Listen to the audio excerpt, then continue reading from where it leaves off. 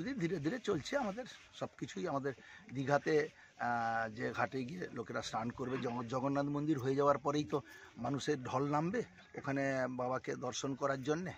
কারণ মুখ্যমন্ত্রীর প্রতিটা জায়গায় শুধু দীঘা নয়, যেখানে পর্যটন কেন্দ্র সেখানে তীর্থক্ষেত্র, মানে ধরুন বিভিন্ন সম্প্রদায়ের মানুষ আছে, যেমন করে ওখানে মন্দির হচ্ছে, পাশে মসজিদ আছে, সেখানে হিন্দু লোকেরা এলে মন্দিরে যাবে, মুসলিম ভাইরা এলে তারা মসজিদে যাবে। সব রকমই ব্যবস্থা করা হচ্ছে।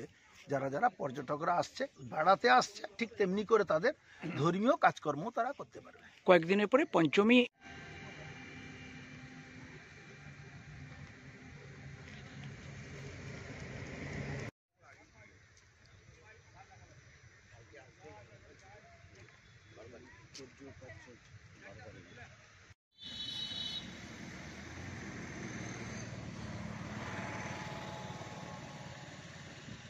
পালন করা উচিত।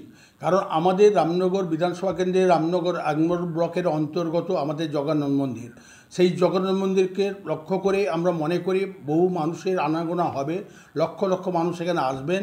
সেক্ষেত্রে অনেক বেকার যুবক যুবতী বিভিন্ন ব্যবসা বাণিজ্য করে তারা কর্মসংস্থান করতে পারবেন এবং একটা ধর্মীয় স্থানে আজকে জগন্নাথ মন্দির দর্শন যেমনি করবেন, প্রাকৃতিক সৌন্দর্য উপভোগ করবেন, সমুদ্রে চান করবেন।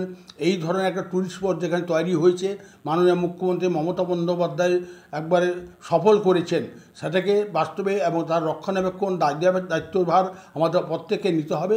নিয়ে আমরা যাতে প্রমাণ করতে পারি যে আপনার এই দীঘার যে জগন্নাথ মন্দির হয়েছে, সেই জগন্নাথ মন্দিরে যত পর্যটক আসুক না কেন, তাদের আমরা সামাল দিয়ে তাদের সুষ্ঠুভাবে যারা দর্শন করতে পারেন এবং সুন্দরভাবে তারা যাতে অসুবিধার সম্মুখীন না হতে পারেন, তার জন্য পুলিশ প্রশাসন থেকে, ব্লক প্রশাসন থেকে, 35 পঞ্চায়েত ব্যবস্থাপনার পর থেকে সমস্ত দিক দিয়ে আমরা কিন্তু